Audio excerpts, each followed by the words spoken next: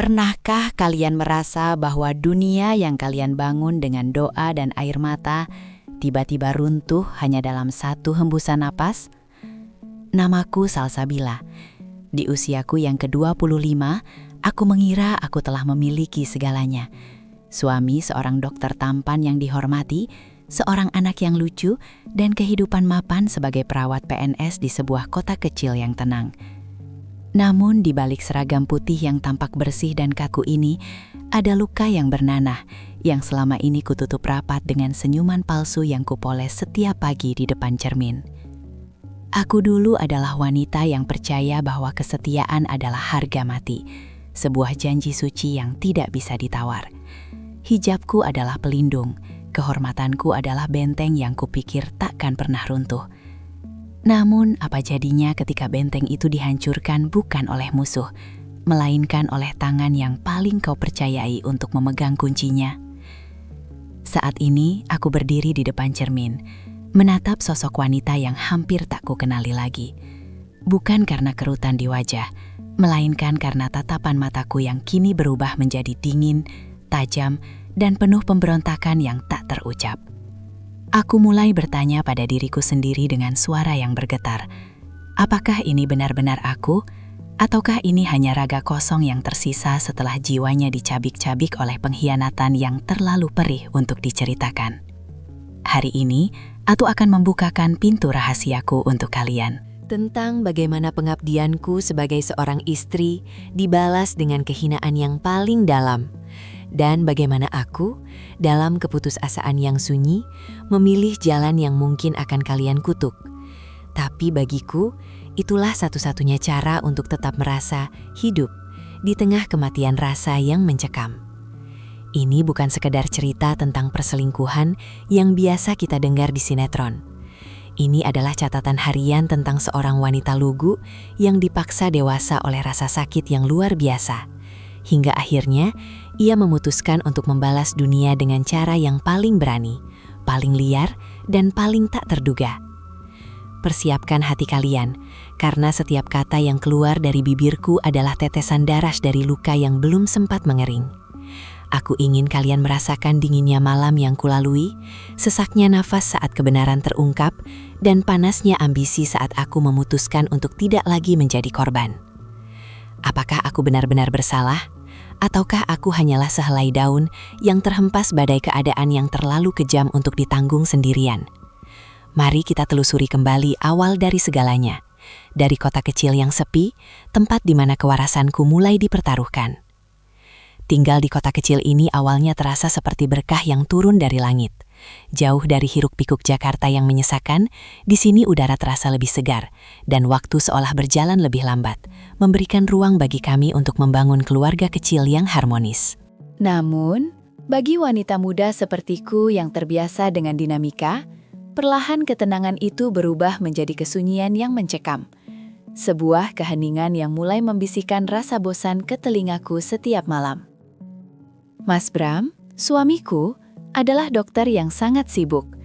Sebagai salah satu tenaga medis utama di RSUD kota ini, waktunya habis untuk pasien, untuk operasi darurat yang datang tak kenal waktu, dan untuk pengabdian yang ia agungkan. Aku mengerti, atau setidaknya aku selalu memaksa diriku untuk mengerti. Setiap malam aku menanti di ruang tamu, menatap jam dinding yang berdetak nyaring seolah mengejek kesendirianku, sementara anak kami sudah terlelap dalam mimpi indahnya. Kesunyian di rumah besar kami seringkali terasa seperti beban fisik yang menindih bahuku. Aku hanya ditemani oleh suara mesin pendingin ruangan dan bayangan dahan pohon yang menari di luar jendela, menciptakan siluet yang kadang menakutkan.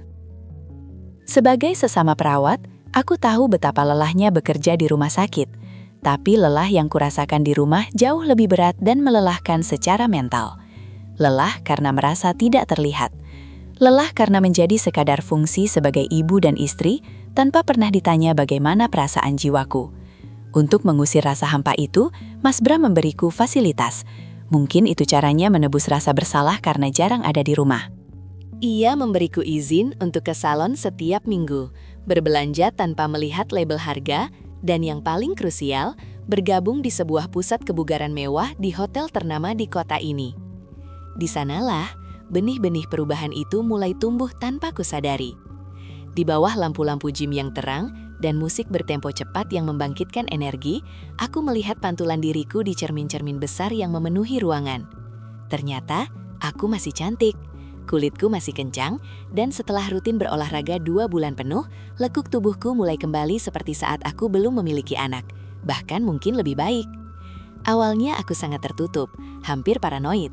Aku mengenakan kaos longgar yang menyembunyikan segala bentuk tubuh dan legging hitam yang membungkus rapat. Aku selalu menunduk, menghindari kontak mata dengan siapapun. Namun, ada sesuatu yang aneh mulai terjadi di dalam dadaku. Tatapan-tatapan pria di sana, tatapan yang penuh kekaguman, rasa ingin tahu, sekaligus keinginan yang tersirat, mulai memberikan percikan dopamin yang selama ini absen dari rumah tanggaku. Aku mulai merasa ada kembali. Aku mulai merasa dihargai sebagai seorang wanita dengan daya tarik, bukan sekedar pelayan rumah tangga yang setia. Teman-teman Zumbaku, sekelompok wanita mandiri yang memiliki kepercayaan diri tinggi, mulai menjadi pengaruh besar bagiku. Salsa, jangan sia-siakan masa mudamu, cantik itu ada masanya, dan sekarang adalah masa keemasanmu, kata mereka sambil tertawa. Dan perlahan, tanpa kupahami konsekuensinya, kaos-kaos longgar itu mulai berganti menjadi pakaian olahraga yang lebih membentuk tubuh. Aku sedang bereksperimen dengan api, mencoba merasakan hangatnya perhatian orang lain, tanpa tahu bahwa api itu akan segera membakar seluruh hidupku hingga menjadi abu. Rumor itu datang bukan sebagai ledakan, melainkan sebagai bisikan-bisikan halus yang merayap di koridor rumah sakit, seperti kabut yang perlahan menutupi pandanganku. Awalnya, itu hanya berupa tatapan kasihan dari rekan-rekan sesama perawat saat aku melewati meja administrasi. Kasihan Salsabila, dia begitu rajin dan tulus, tapi suaminya ternyata kalimat itu selalu terputus saat aku menoleh, meninggalkan rasa pahit di lidahku. Jantungku mulai berdebar setiap kali melihat Mas Bram menerima telepon rahasia di balkon rumah, atau saat ia pulang dengan aroma parfum yang bukan milikku. Sebagai istri seorang dokter, aku tahu risiko pekerjaan kami, tapi aku selalu menolak percaya bahwa Mas Bram akan mengkhianati janji suci yang kami ucapkan di depan saksi dan Tuhan. Namun, naluri seorang istri adalah radar yang paling akurat. Puncaknya adalah ketika seorang teman dekat, dengan mata berkaca-kaca, menghampiriku di ruang ganti. Salsa, aku tidak tahan lagi melihatmu dibohongi. Aku melihat mobil suamimu terparkir di rumah perawat baru itu, Maya, hampir setiap malam saat dia bilang ada jadwal operasi. Malam itu, tanganku gemetar hebat saat aku menyiapkan makan malam kesukaannya. Mas Bram pulang terlambat lagi. Wajahnya tampak lelah. Lelah yang kini ku tahu bukan karena pekerjaan, melainkan karena sandiwara. Aku tidak bertanya, aku tidak meledak.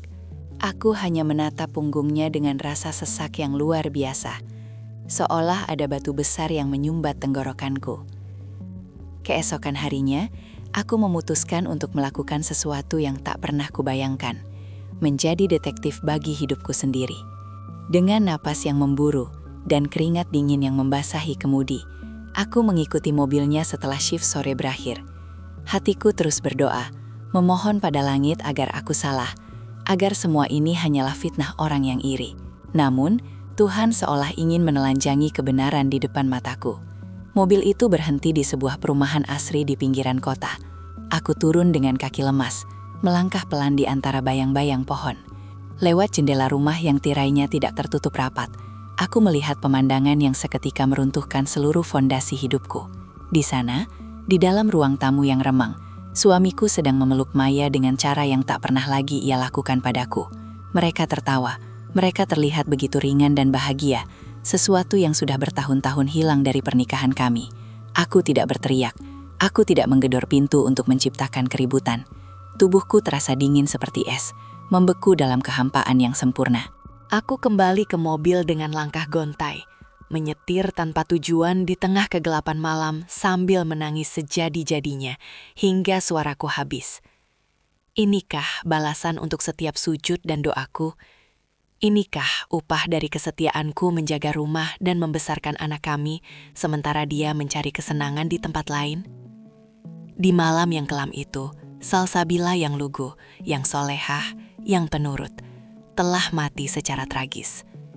Yang tersisa hanyalah wanita dengan hati yang hitam, penuh amarah, dan dendam yang mulai menyusun rencana. Keesokan harinya adalah neraka yang nyata bagiku. Mas Bram bersujud di kakiku. Air matanya membasahi lantai ruang tamu setelah aku melemparkan foto rumah Maya ke hadapannya. Dia menangis, meraung seperti pria yang kehilangan akal, membawa-bawa nama anak kami yang masih kecil sebagai tameng. Aku hilaf, Salsa. Godaan itu datang saat aku lemah. Tolong, demi masa depan anak kita, jangan tinggalkan aku. Ucapnya dengan suara serak yang kini terdengar sangat menjijikkan di telingaku. Aku mematung, menatapnya dari ketinggian egoku yang terluka. Ada bagian dari diriku yang ingin segera mengemas koper, membawa anakku, dan pergi sejauh mungkin dari kota terkutuk ini. Tapi logika pahit menahanku. Kemana aku akan pergi? Bagaimana aku menjelaskan pada orang tuaku yang sudah tua? Bagaimana dengan masa depan anakku yang masih butuh figur ayah? Akhirnya, dengan bibir gemetar, aku memilih untuk tetap tinggal. Tapi jangan salah sangka. Aku tetap tinggal bukan karena aku memaafkan, melainkan karena aku terlalu lelah untuk hancur lebih jauh lagi. Namun, di dalam lubuk hatiku, sebuah kegelapan baru mulai bermetamorfosis menjadi sesuatu yang sangat berbahaya. Jika dia bisa melakukannya dan dimaafkan, kenapa aku tidak boleh mencari penghiburanku sendiri? Pikiran itu muncul seperti bisikan halus yang terus terngiang. Teman-teman di gym yang melihat perubahan auraku semakin gencar memberi pengaruh. Salsa, hidup ini terlalu singkat untuk dihabiskan dengan menangisi pria yang tidak menghargaimu. Lihat dirimu di cermin. Kamu adalah berlian yang dibiarkan berdebu. Kata-kata itu meresap ke dalam jiwaku seperti racun yang terasa sangat manis. Aku mulai memandang pria-pria di gym bukan lagi sebagai orang asing, melainkan sebagai alat untuk memulihkan harga diriku yang hancur. Aku tidak lagi menunduk saat mereka menyapa. Aku mulai membalas senyuman mereka dengan tatapan yang lebih lama dari biasanya. Aku mulai berani melepas hijabku saat berada di area gym atau kafe hotel, menggantinya dengan gaya yang lebih modern dan berani. Rasanya seperti menghirup oksigen murni setelah sekian lama tercekik dalam ruang hampa. Ada kepuasan aneh, sebuah kemenangan kecil setiap kali aku melihat pria-pria itu terpesona oleh kehadiranku. Aku mulai merasa berkuasa atas keadaan. Aku mulai merasa diinginkan bukan karena statusku, tapi karena keberadaanku sebagai wanita. Setiap kali Mas Bram mencoba menyentuhku di rumah, aku merasakan mual yang tak tertahankan. Bayangan dia bersama wanita itu selalu muncul sebagai dinding penghalang. Maka, untuk mengobati rasa jijik itu, aku mulai mencari penawar di luar sana. Aku mulai menanggapi pesan singkat dari pria-pria yang selama ini mengagumiku dari jauh. Aku mulai menikmati permainan kucing-kucingan yang menegangkan ini. Aku tahu ini adalah dosa besar. Aku tahu ini melanggar segala prinsip yang kupegang teguh sejak kecil. Tapi rasa sakit di hatiku jauh lebih nyata dan lebih mendesak daripada rasa takutku pada bayang-bayang neraka. Aku sedang melakukan barter antara moralitas dan pelarian rasa sakit. Keadaan semakin tidak terkendali ketika Mas Bram akhirnya berangkat ke Jakarta untuk mengejar gelar spesialisnya. Ia meninggalkanku di kota kecil ini dengan sebuah ciuman di kening yang kini terasa hambar, seolah hanya sebuah formalitas dari sebuah ikatan yang telah retak. Alih-alih merasa sedih karena perpisahan, di dalam hatiku justru muncul rasa lega yang mengerikan. Pintu penjara emosional ini terbuka lebar, dan untuk pertama kalinya setelah bertahun-tahun, aku merasa tidak ada mata yang mengawasiku. Tanpa bayang-bayang suamiku, aku mulai melangkah lebih jauh ke dalam labirin yang kubangun sendiri. Ada dua pria yang kini benar-benar menjadi penguasa dalam pikiran liarku. Mas Andi, pemilik gym keturunan Tionghoa yang memiliki karisma tenang namun menghanyutkan, serta Dr. Rizky, rekan kerja suamiku yang memiliki pesona pria matang namun menyimpan kesepian yang sama denganku. Mereka bukan sekadar teman bicara, mereka adalah cermin yang memantulkan sosok wanita yang selama ini dipendam oleh Mas Bram. Malam itu, Mas Andi mengajakku makan malam di sebuah restoran privat di hotel tempatku berolahraga. Aku sengaja memilih gaun hitam berbahan sutra yang jatuh sempurna di lekuk tubuhku, hasil dari keringat dan ambisiku di gym selama berbulan-bulan. Tanpa hijab, rambut panjangku kubiarkan tergerai, menari-nari di tiup angin malam. Salsa, ada api di matamu yang tidak bisa disembunyikan oleh siapapun. Kamu adalah keindahan yang tersesat di kota kecil ini. bisiknya sambil menggeser segelas minuman ke hadapanku. Aku hanya tersenyum misterius, menikmati perhatian yang terasa seperti candu. Tak berhenti di situ, aku pun mulai menjalin komunikasi yang intens dengan Dr. Rizky. Kami sering bertemu di kota tetangga, menghabiskan waktu di tempat-tempat tersembunyi yang jauh dari radar rekan kerja kami. Di sana, aku bukan lagi perawat salsabila yang santun, aku adalah wanita yang ingin merasai hidup tanpa batas. Aku menjadi pemain peran yang sangat handal. Di rumah sakit, aku masih mengenakan hijabku dengan rapi, berbicara dengan nada lembut yang menenangkan pasien. Namun, begitu jam kerja usai, aku bertukar kulit menjadi sosok yang haus akan petualangan rasa. Aku sedang melakukan balas dendam yang paling manis, atau begitulah pikirku saat itu. Setiap kali aku menerima perhatian dari mereka, aku merasa sedang menggoreskan luka yang sama pada Mas Bram, sebuah pembalasan yang sunyi namun mematikan. Namun, di tengah semua keriuhan itu, ada suara kecil di sudut hatiku yang bertanya, "Sampai kapan kau bisa berlari dari bayanganmu sendiri, Salsa?" Kesenangan semu itu mulai mengaburkan garis antara kewarasan dan kegilaan. Aku merasa seolah-olah seluruh dunia ada di bawah kendaliku, dan setiap pria yang kutemui adalah bidak catur yang bisa kumainkan sesuka hati. Aku mulai berani keluar malam sendirian, mengemudikan mobilku menembus kabut kota kecil ini, hanya untuk sekadar merasakan sensasi menjadi orang asing yang tak punya beban moral. Egoku yang terluka kini telah tumbuh menjadi raksasa yang lapar akan pengakuan. Suatu malam, jam menunjukkan pukul 11 lewat. Angin malam bertiup sangat dingin, namun darahku terasa panas oleh kegelisahan yang tak berpangkal. Sebuah dorongan impulsif yang hampir gila muncul di benakku.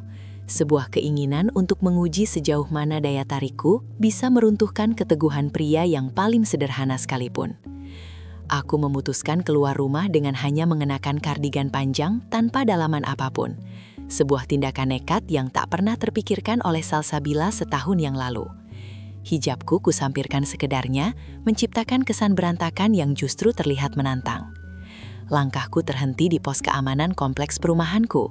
Di sana ada Pak Widodo, seorang security duda berusia lanjut yang biasanya hanya menyapaku dengan anggukan hormat. Aku duduk di sebelahnya, di bawah cahaya lampu neon yang berkedip-kedip. "Bapak tidak merasa sepi menjaga malam yang panjang ini sendirian?" Tanyaku dengan suara yang rendah dan penuh tekanan. Aku bisa melihat jakunnya bergerak naik turun, tangannya gemetar saat mencoba menyalakan rokok. Aku sengaja membiarkan kardiganku terbuka sedikit, membiarkan kulitku terpapar udara malam, dan tatapannya yang kini penuh dengan kebingungan sekaligus kekaguman. "Bapak sudah terlalu lama mengabaikan diri sendiri ya?" Pancingku lagi.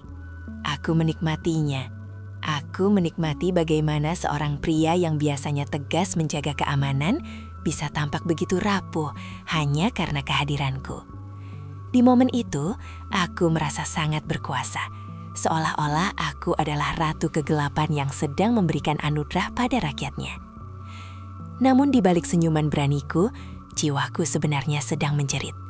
Aku sedang mencari potongan harga diriku yang dicuri Mas Bram di tumpukan pengkhianatan, namun aku justru semakin tersesat di dalam labirin nafsu yang kubangun sendiri. Aku sedang menghancurkan diriku, potongan demi potongan, hanya untuk membuktikan bahwa aku masih memiliki arti. Namun, setiap rahasia memiliki caranya sendiri untuk menagih hutang, dan setiap dosa, sekecil apapun, selalu memiliki harga yang harus dibayar tunai.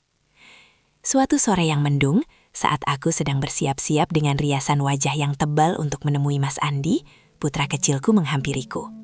Dia memeluk kakiku erat, menatapku dengan mata bulatnya yang jernih tanpa dosa. "Mama cantik sekali. Mama mau pergi cari papa ke Jakarta ya?" Tanyanya dengan suara cadel yang penuh harapan. Kalimat sederhana itu seperti petir yang menyambar tepat di ulu hatiku. Aku membeku di depan meja rias. Aku melihat pantulan diriku di cermin, dan untuk pertama kalinya setelah sekian lama, aku benar-benar melihat siapa yang ada di sana. Aku tidak melihat wanita hebat yang dipuja-puja pria.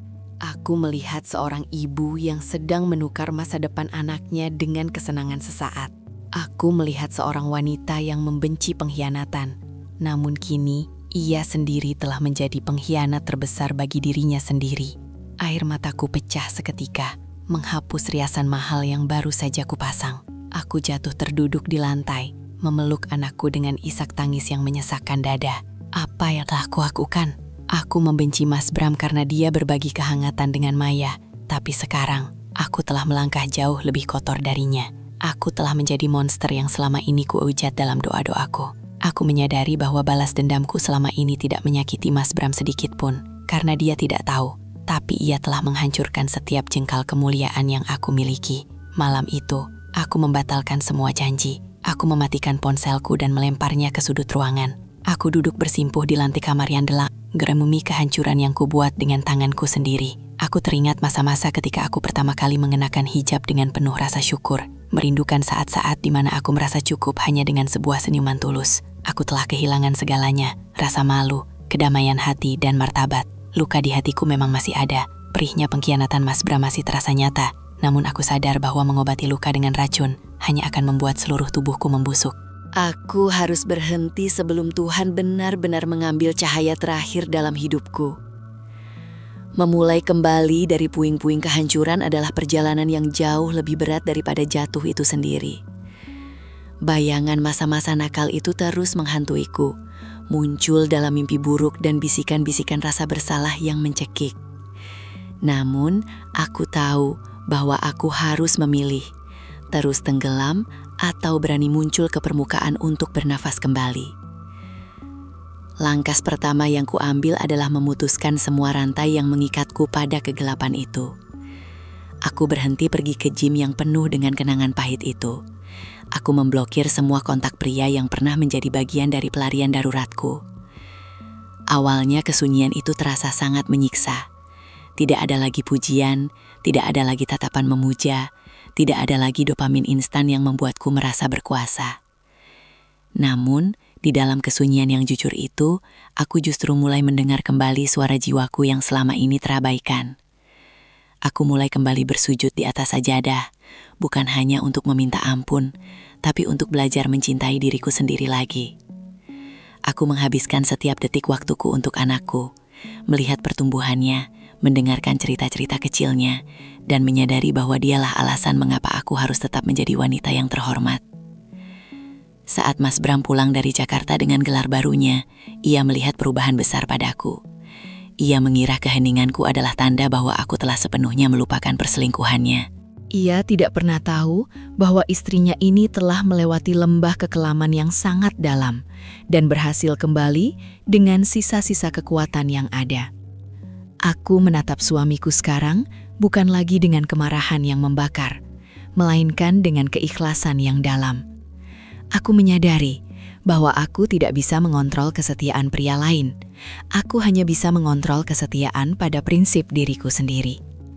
Jika ia memilih untuk berkhianat lagi, itu adalah kegagalannya sebagai manusia di hadapan Sang Pencipta. Tugasku bukan lagi mengawasinya, melainkan menjaga hatiku agar tetap bersih demi anakku dan demi masa depanku. Aku mulai aktif dalam kegiatan sosial, membantu sesama wanita yang mengalami luka yang sama, agar mereka tidak terperosok ke lubang yang pernah kugali sendiri.